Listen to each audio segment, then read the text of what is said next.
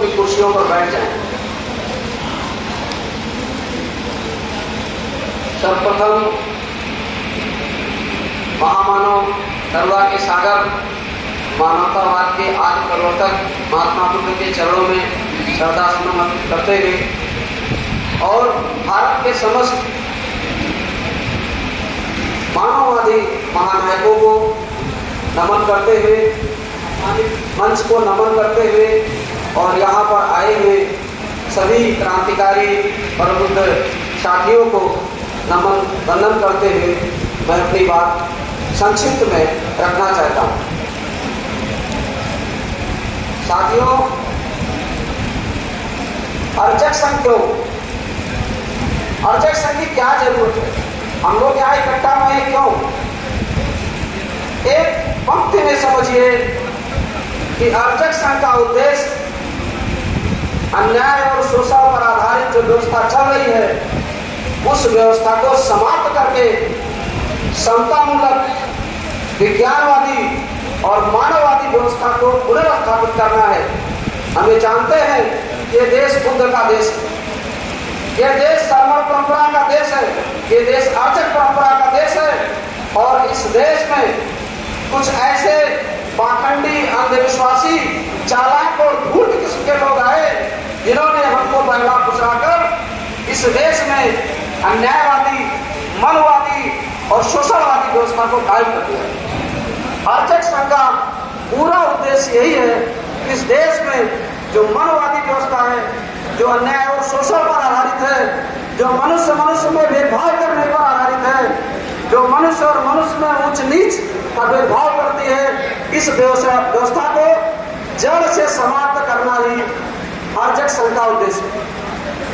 अर्चक संघ का पूरा उद्देश्य व्यवस्था परिवर्तन, और यह व्यवस्था परिवर्तन केवल राजनीतिक नहीं हो सकता, यह व्यवस्था परिवर्तन सामाजिक और आर्थिक दोनों होगा। अगर पूरी दुनिया में कोई संगठन है तो अर्चक संघ है, जो एक साथ सामाजिक और आर्थिक दोनों व्यवस्थाओं में परिवर्तन की मांग करता है और अपने कार्यक्रम भी रखता है, केवल मांग नहीं करता। हमारे पास इस मनवादी संस्कार, इस मनवादी संस्कृति का विरोध ही नहीं है। हमारे पास महामना राम स्वरूप वर्मा द्वारा दिया गया वो चिराग भी है जिससे हम इस अंधेरे को दूर कर सकते हैं। हमारी अर्चक संस्कृति है, हमारी सरमर संस्कृति है और हमारा यह उद्देश्य है कि पुनः हम अर्चक संस्कृति को इस देश में स्थापित करें। अर्चक संस्कृति क्या है? अर्चक संस्कृति क्या है? बहुत पहले महामानव बुद्ध ने जो बात कही थी, जिस विचारधारा को लेकर उन्होंने मनवादी व्यवस्था को चैलेंज किया था, जिस व्यवस्था को लेकर उन्होंने अन्याय और शोषण और आतताई अत्याचारी व्यवस्था का विरोध शुरू किया था, वही बात रामस्वरूप वर्मा ने आजाद भारत में पुनः शुरू की। उस व्यवस्था में क्या? मनवादी व्यवस्था। मनवादी व्यवस्था में कुछ भी तार्किक नहीं, कुछ भी तार्किक नहीं। उनकी एक भी व्यवस्था तार्किक नहीं है।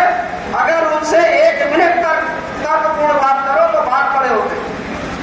एक मिनट वो तर्कपूर्ण बात नहीं करेगा, हर बात को ले जाकर कहाँ रखेगा? ईश्वर के पास, जिसका कोई अस्तित्व नहीं। हमारे लोगों ने पूछा हम गरीब क्यों हैं?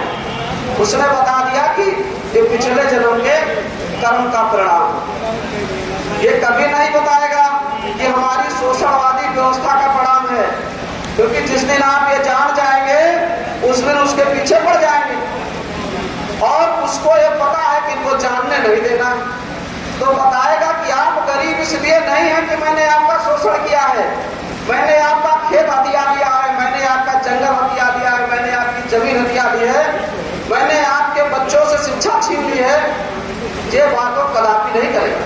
वो बताएगा कि आप गरीब इसलिए हैं क्योंकि पिछले जन्म में आपके कर्म खराब थे।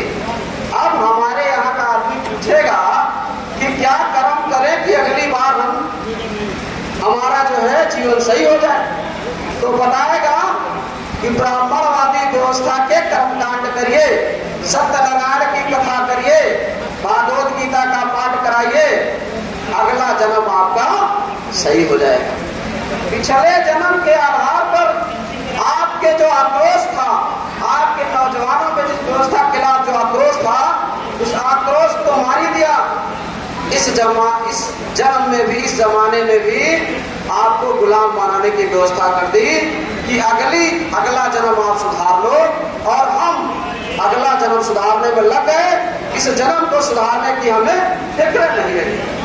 तो जो मनवादी व्यवस्था है, ये क्या करती है? ये रस्सी को सांप बना के हमको आपको भ्रम में रखी हुई। रस्सी को सांप बना, रस्सी को सांप बनाई। देखो ये फट फुलाए, आप भी अंधेरे में क्या पे पड़े हुए हैं, आपको लगा कि नहीं ये काट लेगा, अगर इसको हम नमन नहीं करेंगे तो काट लेगा, और आप डर के मारे रस्सी को चला बंधना में लगे।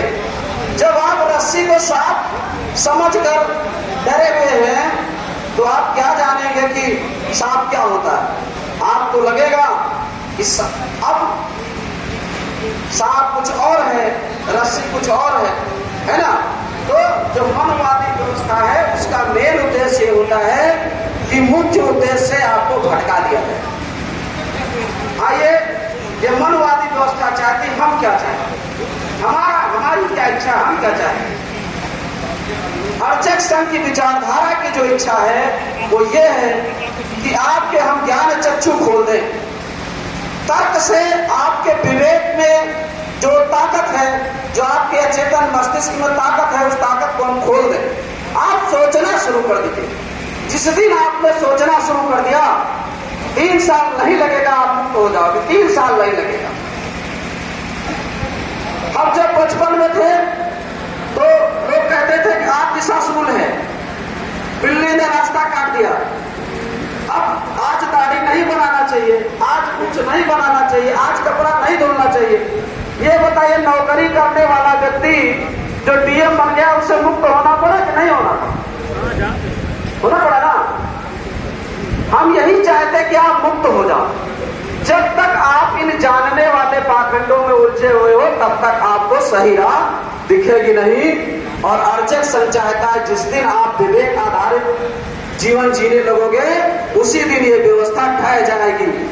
और इसीलिए बार बार वो व्यक्ति ऐसे चमत्कारों को, ऐसे बाबाओं को, ऐसे रहनुमाओं को प्रस्तुत करता है जो आपको गलत दिशा की तरफ ले जाते हैं। और अर्चक संघ का काम है कि पुनः उसी दिशा में, विवेक वाली दिशा में, बुद्ध वाली दिशा में, अम्बेडकर वाली दिशा में आपको ले जाए।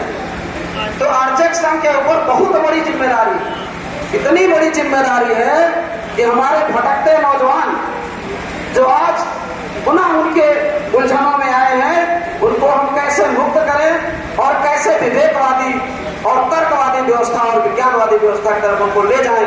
अगर आज हम चूक गए तो मुझे लगता है ये संक्रमण काल है। अगर आज हम चूक गए तो हमें नहीं लग रहा है पुनः हमको मौका मिलेगा। ना तो मेरा संविधान बचेगा, ना तो मेरा आरक्षण बचेगा, और ना हमारे बहन बेटियों का की इज्जत और सम्मान बचेगा, और हर जगह आपको अपमानित होना पड़ेगा। तो साथियों, अगर आपको सम्मान पूर्वक, विवेकपूर्ण, विज्ञानवादी, संविधानवादी जीवन जीना है, समता मूलक समाज की स्थापना करनी है, और इस पूंजीवाद आधारित सामंतवाद जो आपको हे और नीच समझता है, ऐसे व्यवस्था को आप लात मार दीजिए, निश्चित रूप से लात मार दीजिए। इसमें कोई ताकत नहीं कि आपका प्रतिकार कर सके। आप डर रहे हैं केवल, क्योंकि ना इनके पास तर्क है, ना इनके पास संख्या है, ना इनके पास बल है ना, कुछ नहीं इनके पास है। ये बहुत चर्चा है। दुष्यंत कुमार ने कहा था ये जर्जर दीवार पर्दे की तरह हिलने लगी, जो कोई दम नहीं है। बस कैसे सत्ता में है, इसी पर ध्यान देना है। और सत्ता पर कैसे हैं? जो दलाल हैं, जो सामंतों के दलाल हैं, बाबू जगदेव प्रसाद कुशवाहा ने जिन्हें हरवा चरवा कहा था, है ना। हमारे पुरखे उनके पशुओं के गोबर उठाते थे, उनके पशुओं को चराते थे, उनके खेतों में हल चलाते थे। आज हम उनकी राजनीतिक हरवाई चरवाई में लगे हुए हैं। हम उनके लिए एक मिनट हम उनके लिए क्या काम कर रहे हैं? वोट। हम उनके लिए वोट और सपोर्ट जुटा रहे हैं है, हमारे बीच के जो खलनायक हैं उनको भी हमें सबक सिखाना चाहिए और उनको भी कहीं कहीं बताना होगा कि हम तुम्हारे साथ, अगर तुम ऐसा करते हो, हमारी व्यवस्था में अगर आप छेद कर रहे हो, हमारी की पानी की टंकी में अगर आप ही छेद कर रहे हो, तो आपको भी फेंकोल लगाएंगे, है ना। तो उनको भी निकालना होगा और उनकी हरवाई चरवाई जिस दिन आपने बंद कर दी, वो एक प्रधानी नहीं जीत पाएंगे और पावर के किसी सेंटर पे वो बैठे नहीं नजर आएंगे। दूसरी बात, हमारे समाज में एससी एसटी ओबीसी में इतनी ताकत है, ईमानदारी से एक भी भर्ती करके देख ले, हम शिक्षा में कहाँ पीछे हैं, एक भी भर्ती करके देख ले ईमानदारी से। 4% भी जनरल नहीं हो पाएगा अगर ईमानदारी से भर्ती हो जाए, मैं दावे के साथ कहता हूँ 4% भी। लेकिन हो क्या रहा है, हमारे ही लोग उस व्यवस्था को बनाने में, जैसे गोवर्धन पर्वत नहीं उठाया था, ऐसे वो लोग मुगली पर गोवर्धन पर्वत उठाए हुए हैं तो चंद लोग, लेकिन बहुत ही साधन लोग हैं, उनका बहिष्कार करना होगा और निश्चित रूप से आरक्षक संघ की व्यवस्था को हमें पुनः समाज में स्थापित करना होगा। समय चूंकि मैं और विषय पर बोलना चाहता था, जैसे संस्कृतिकरण, एक लाइन में बोल दूं, सबसे ज्यादा जरूरी किस बात को लेकर है, इस बात को आप लोग ध्यान दीजिए कि स्वामी पेरियार की एक बात मैं हर कार्यक्रम में कह रहा हूं कि आप नीच इसलिए हैं क्योंकि आप किसी को ऊंचा मानते हैं। किसी को क्यों ऊंचा मानते हैं? कौन आपसे ऊंचा है? भीख मांग के खाने वाला ऊंचा हो सकता है आपसे? जो आपके दरवाजे पर एक कटोरा दही और एक ऊंचा चूड़ा के लिए घंटों बैठा रहता है, वो आपसे ऊंचा है? क्यों आप उसको ऊंचा मान के बैठे हैं? क्यों पहले नहीं करते उसको? जो आपकी कमाई खाता है, जो दलाल है, जो मक्कार है, जो आपका आरक्षण खा रहा है, जो अन्यायी है, अत्याचारी, वो ऊंचा है आपसे? कौन कहता है ऊंचा? आरक्षक विचारधारा ये कहती है जिसमें विवेक है, जिसमें तर्क है, जिसमें न्याय है, जिसमें निष्पक्षता है, जिसमें दया है, जिसमें करुणा है, जिसमें शुचिता है, वो ऊंचा है ना। वो समाज में ऊंचा है। समाज में ऊंचा वो नहीं है जो पाखंडी है, जो दिखावटीपन करता है, जो अन्याय करता है, जो अत्याचार करता है, दलाली करता है, जो मांग के खाता है। और आरक्षक से ये कहता है जो बिना श्रम के, बिना काम के खाता है। समाज में सबसे नीच वही है।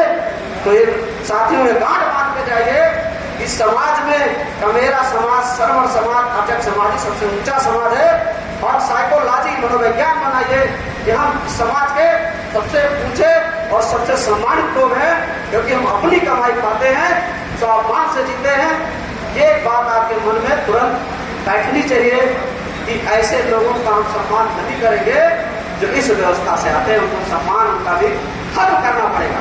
तो चाहे स्वयं हमारा भाई हो, इसका भी सम्मान खत्म करना पड़ेगा। जो कि अगर उस व्यवस्था का है तो हमारी लड़ाई व्यवस्था की व्यक्ति की नहीं है, जो भी उस व्यवस्था का है उससे हमारी लड़ाई है।